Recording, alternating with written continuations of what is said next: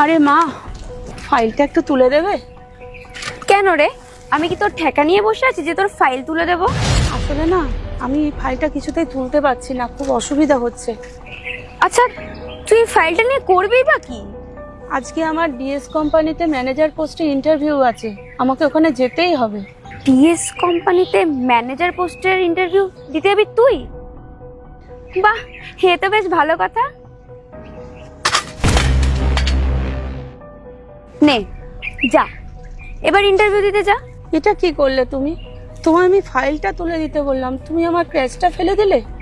দেখ, যা করেছি না তোর ভালোর জন্যই করেছি। আর তাছাড়া তুই এরকম ল্যাংড়াতে ল্যাংড়াতে যদি এখন ইন্টারভিউ দিতে যাস, বস তো তোকে এমনিই বার করে দেবে। তার থেকে ভালো এসব ইন্টারভিউর কথা ভুলে যা, যা বাড়িতে গিয়ে ঘুমা।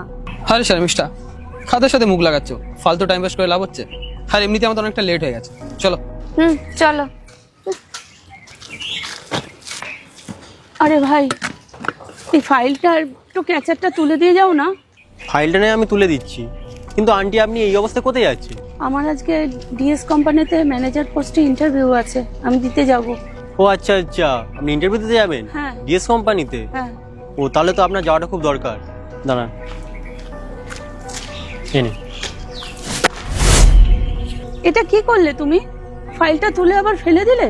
কারণ আপনি যে কোম্পানিতে ইন্টারভিউ দিতে যাচ্ছেন, সেই কোম্পানিতে আমিও ইন্টারভিউ দিতে যাচ্ছি ম্যানেজার পোস্টের জন্য। আর আপনি যদি গিয়ে সেই কাজটা করেন, তাহলে আমাদের মতো শিক্ষিত ছেলেদের কি হবে? আর এমনিতেও আপনি এই অবস্থায় কাজটা পাবেন না, তাই বাড়ি গিয়ে আরাম করুন। আমি পারবো না আপনার এই ফাইল তুলে দিতে। আরে দাঁড়া দাঁড়া, আমি তুলে দিচ্ছি। Thank you.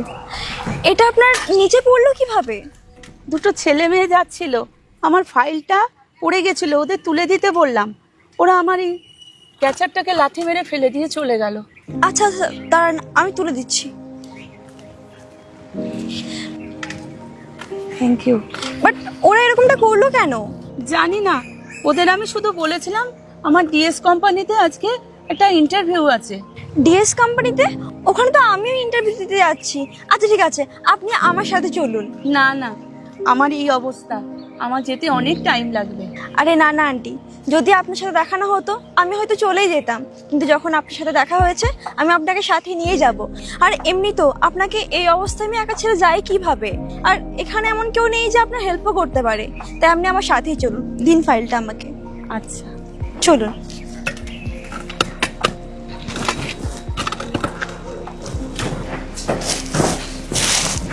আচ্ছা, তুমি ওপরে যাও, আমি একটু কাজ সেরে আসছি। ঠিক আছে না, আমি আপনার জন্য অপেক্ষা করছি, আপনি আসুন, তারপরে একসাথে যাব। না না, আমার একটু সময় লাগবে, তুমি যাও, আমি আসছি।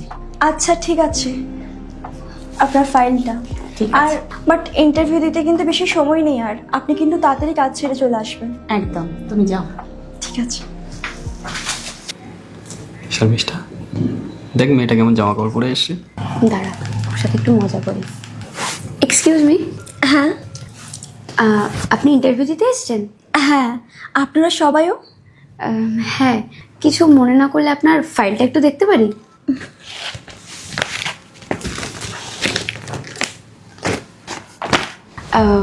একটা কথা বলবো, তোমার ফাইলটা না পুরো তোমারই মতো ছেঁড়া ফাটা। যাই হোক, তুমি ইন্টারভিউ দিতে এসছো, এরকম জামা কাপড় পরে এসছো কেন? তুমি কি জানো না ইন্টারভিউ দিতে আসলে একটা ফর্মাল ড্রেস পরে আসতে হয়? এরকম ছেঁড়া ফাটা জামা প্যান্ট পরে তুমি ইন্টারভিউ দিতে চলে এসছো? আমাদের দেখো, আমাদের ড্রেস আপ দেখো, ইন্টারভিউ দিতে আসলে এইভাবে আসতে হয়। আর তাছাড়া তোমাকে তো দেখে মনে হয় না তোমার কোনো কালচার আছে। আর তাছাড়া তুই কি ভাবছিস তুই এখানে চাকরি পেয়ে যাবি? একে তো তোর ড্রেসিং সেন্স, কথা বলতেও পারিস না, তুই এত বড় একটা কোম্পানিতে জব পাবি? তার থেকে ভালো এখান থেকে চুপচাপ চলে যা। এক্সকিউজ মি, আপনার না কোনো অধিকার নেই আমার ফাইল বা আমার সম্বন্ধে এভাবে নোংরা কথা বলার। আর এমনি তো কারোর কাপড় জামা দেখে কারোর যোগ্যতা বিচার করা যায় না। আর সিলেকশন এখনো হয়নি, তাই এত অহংকার না একদমই ভালো না। আরে শর্মিষ্ঠা, কার সাথে ফালতু মুখ লাগাচ্ছিস? ছাড় না, এমনিতে তো দেখেই বোঝা যাচ্ছে গ্রাম থেকে আসা গাঁই আমি একটা। ঠিকই বলেছিস, ছাড় তো, কোথাকার গেও ভূত একটা, কোনো কালচার নেই, বাদ দে।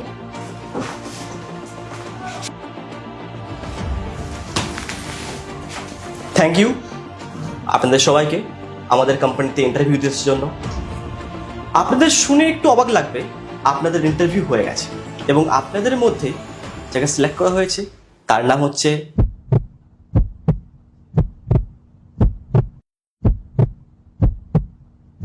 মিস সৌমি।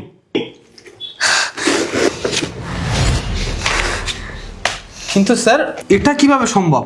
আমরা তো এখনো বসের সাথেই মিট করলাম না। কে বললো তোমার বসের সঙ্গে পরিচয় হয়নি?